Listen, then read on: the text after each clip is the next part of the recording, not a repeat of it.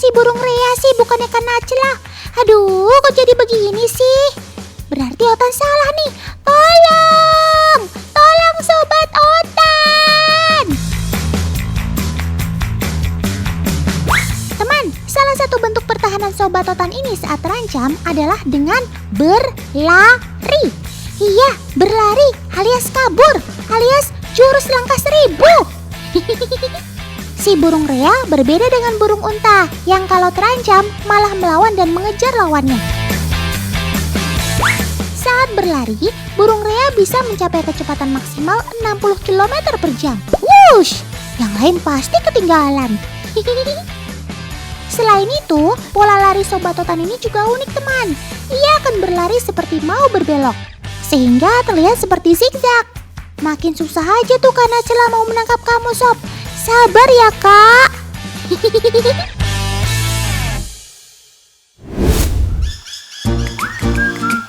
Hayo, tadi siapa yang mengira kalau Sobat Otan ini adalah burung unta? Sobat Otan ini adalah burung Rea teman. Burung Rea adalah burung endemik dari Amerika Selatan. Ada kelemahan di balik warnanya yang cantik ini teman. Ia sangat mudah terlihat oleh hewan pemangsa. Jadi ya ini menyebabkan ia sangat rawan untuk dimangsa. Habitat burung ini berada di padang terbuka dataran tinggi. Mereka juga hidup di antara rerumputan yang tinggi dan pepohonan besar.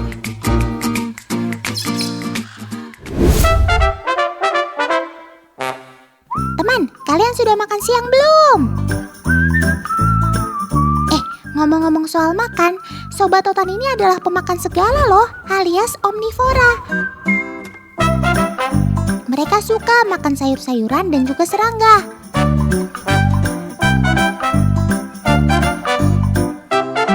Loh, itu Kanacela lagi ngapain ya?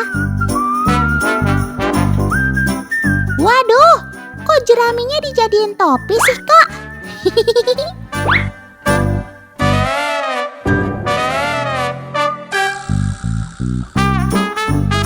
Ternyata jeraminya digunakan untuk menutup makanan burung Rea teman. Iseng banget sih kak.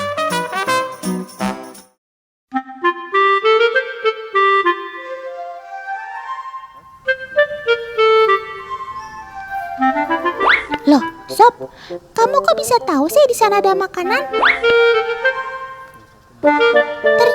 Ternyata Sobat Otan ini memiliki penglihatan yang sangat baik teman. Kelebihan ini ia gunakan untuk mencari makan di semak belukar ketika di alam. Pantas saja kamu dengan mudah bisa menemukan makanan kamu, Sob. Juara deh.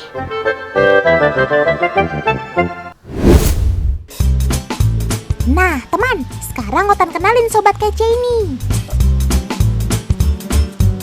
Wah, kakak ini mau ngamen ya? Mau Otan bantu unggah di Instagram si Otan kakak? Ngapain ya, Bu ya? Siapa tahu jadi viral. Ya. Apa kowe krungu?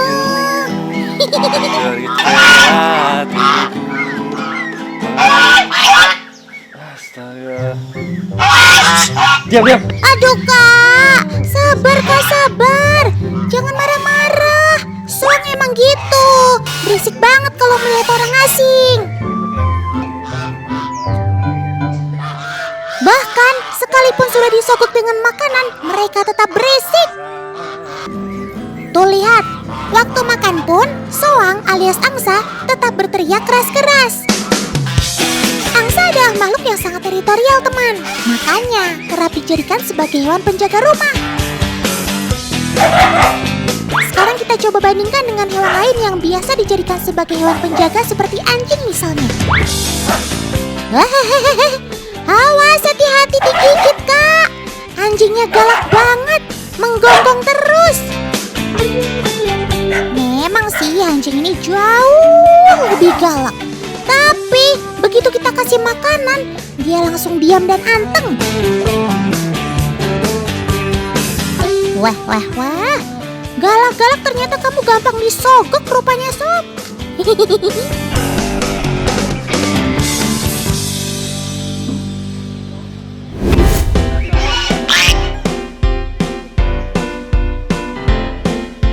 Loh, ini kan kakak yang ngamen tadi.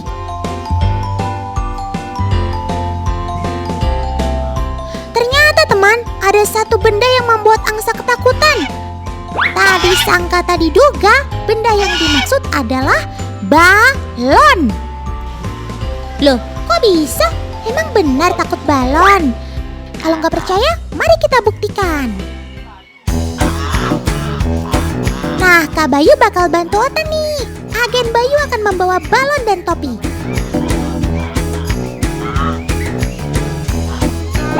Lihat teman, angsanya ketakutan. Mereka terus menghindar. Bahkan ketika terdesak, si angsa tidak berusaha menyosor Kak Bayu. Lihat teman, kepalanya malah menunduk. Ini tandanya dia sedang ketakutan. Nah, agen, coba sekarang pakai topi. Wah, topinya langsung disosor, teman. Coba Om Editor, tolong ulangi sekali lagi dalam gerakan lambat. Kenapa bisa begitu ya? Ternyata jawabannya adalah soang takut dengan letusan balon, teman. Makanya dari tadi balonnya nggak disosor. Gigi soang kan sanggup merobek balon. Nah, soang ternyata memang takut dengan bunyi-bunyian yang keras seperti letusan balon.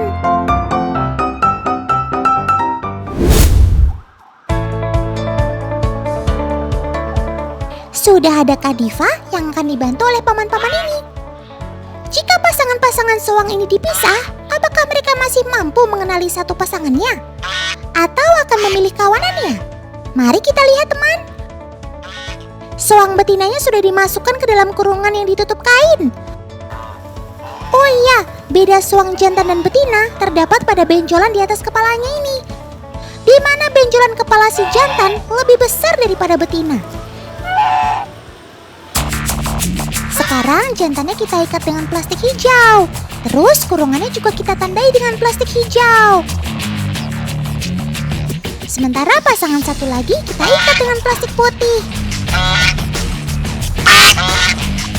Kurungannya juga.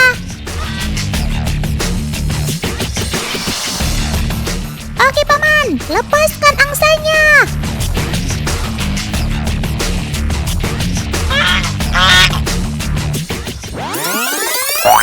Walah, kok malah pada milih kawanannya?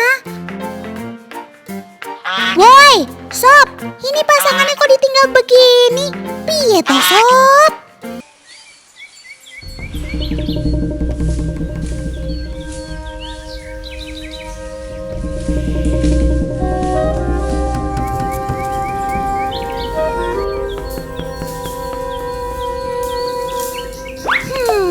Otan lagi ada di hutan mana ini ya?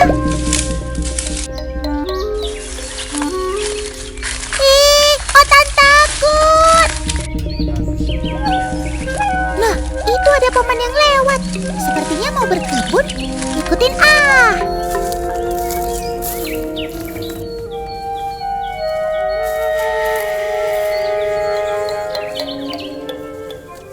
Oh, rupanya paman mau cari rumput toh. Pasti mau kasih makan sobat Otan si Empe ya.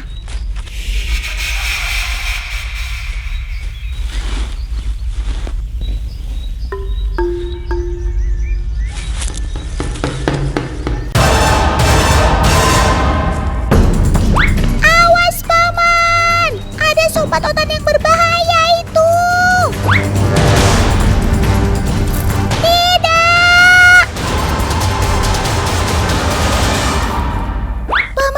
Si ular kobra.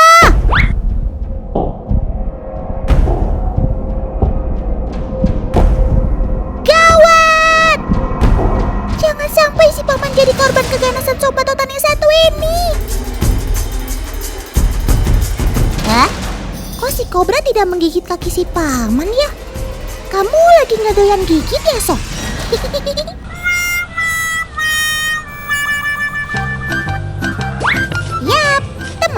Yang menginjak si melata berbahaya ini hanya kaki palsu kok. Pantesan saja ya Sobat Otan ini tidak merespon, karena ia tidak merasakan partikel benda hidup pada kaki palsu layaknya kaki manusia asli. Sobat Otan ini punya penciuman yang bagus teman. Dengan lidahnya, ia mampu membedakan antara benda mati dan benda hidup.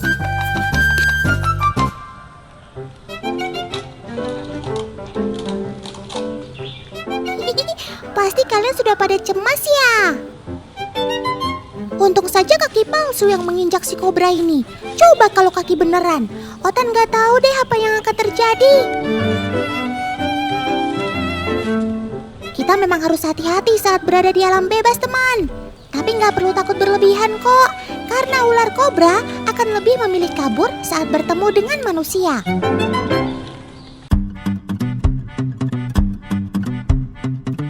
Ular kobra atau sering juga disebut ular sendok memiliki warna yang cukup beragam, mulai dari hitam, coklat tua, sampai putih kuning. Sobat Otan ini terkenal karena bisanya yang mematikan.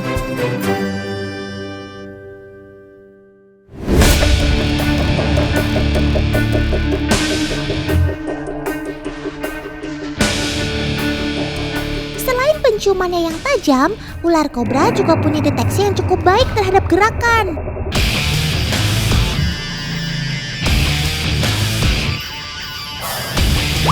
Lihat teman, ketika agen Otan ini melakukan gerakan tangan, si kobra dengan sangat lihai mengikutinya. Jadi kalau selama ini ada anggapan ular kobra bisa menari mengikuti irama musik, itu salah besar teman. Liukan Sobat Otan ini sebenarnya adalah respon terhadap gerakan yang dianggap sebagai ancaman.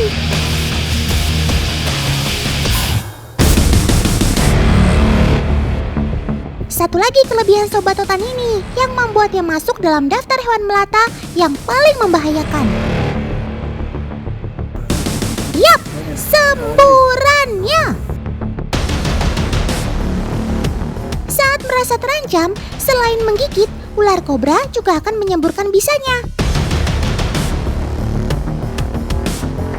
Nah, ngomong-ngomong tentang semburannya, ternyata ia tidak sembarangan menyembur loh.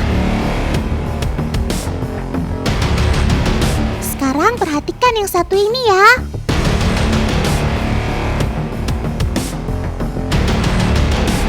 Ayo, ada yang tahu nggak? Kenapa Sobat Otan ini hanya sesekali menyemburkan bisanya? Padahal dari tadi dia sudah merasa terancam. Jadi, si ular sendok hanya akan menyemprotkan racunnya ketika ia melihat kepala, tepatnya bagian mata. Dia cukup pintar menentukan sasaran yang akan membuat lawannya lumpuh dengan menyemprotkan bisanya ke bagian mata.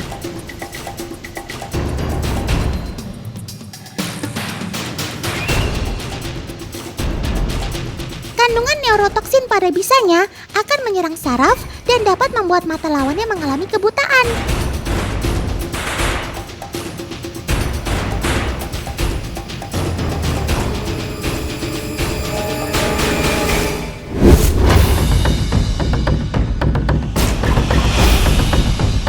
Tatapan matanya yang tajam, lidahnya yang bercabang, taringnya yang berbisa, lilitannya yang kuat. Ih, serem. Teman di rumah takut juga nggak? Tapi ternyata ada loh beberapa Sobat Otan yang tak takut pada sang ular. Mereka bahkan berani melawannya. Teman di rumah penasaran siapa saja mereka? Beberapa dari mereka berhasil terekam kamera kru liputan si Otan. Yuk, cekidot deh yang satu ini.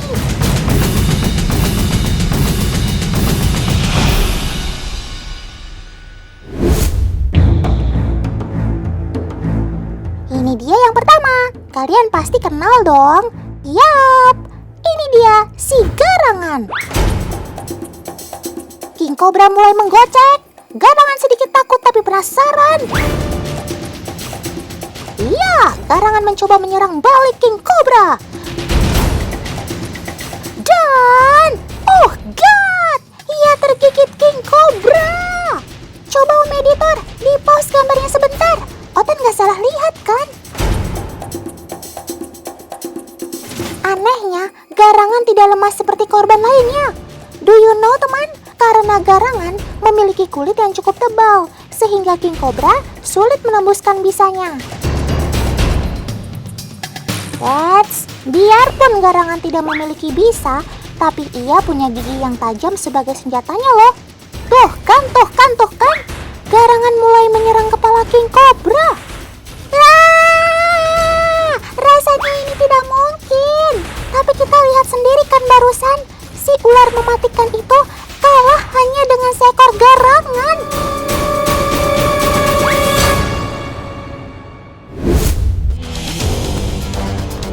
Sobat Otan yang selanjutnya ini tak kalah hebat. Aduh, serem juga lihat duel antara curut dan ular. Si curut dengan agresif menyerang si ular koros. Dan bisa teman-teman lihat sendiri kan hasil duet maut tadi? Si curut ini berhasil mengalahkan ular. Serem juga ya sobat kita yang satu ini. Oh ya teman, selain memiliki gigi yang tajam, salah satu senjata andalan curut adalah bau badannya. Hah? Bau badan? Jadi begini teman, tubuh curut memiliki bau yang sangat menyengat, membuat orang ataupun hewan lainnya lebih memilih menghindar ketika bertemu mereka. Bau menyengat ini biasa dikeluarkan curut ketika mereka berada dalam bahaya. Hebat juga ya sobat kita yang satu ini.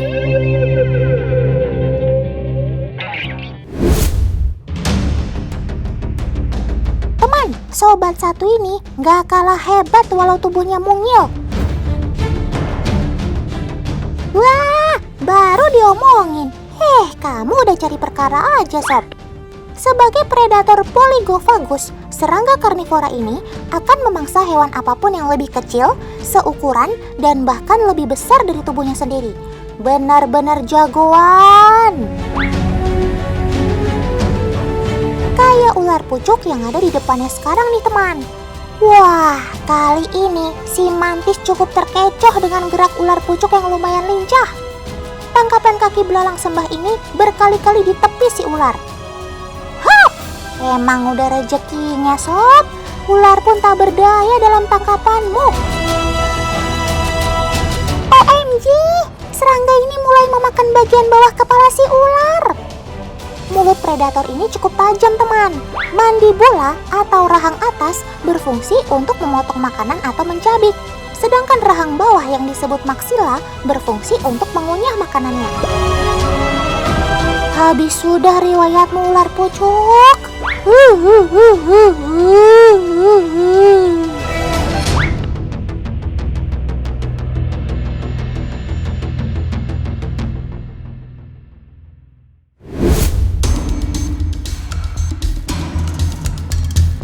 Biar tubuhnya bundar, sobat Otan yang satu ini juga tak takut sama ular. Ayo, teman di rumah bisa tebak? Ya udah, nonton ini aja deh. Tunggu. Ngapain sih ular kobra main di sini? Oh iya, dia kan juga butuh kelembapan. Maklum aja, siang-siang gini kan cuaca cukup terik.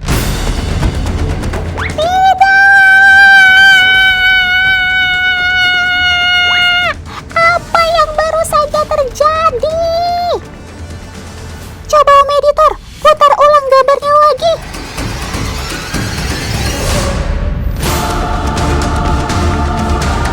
Walah dalah, entah apa yang merasukimu sob. Otan sungguh tidak menyangka. Teman, sobat Otan ini adalah kura-kura Brazil. Iya, negara yang terkenal sebagai jagoan sepak bola itu. Ia termasuk hewan omnivora atau pemakan segala. Nafsu makannya juga besar loh. Nggak heran kalau si ular kobra pun disantapnya. Tapi kalau ketemu dengan ular kobra yang lebih besar, Otan yakin kamu yang akan kabur sob, iya kan?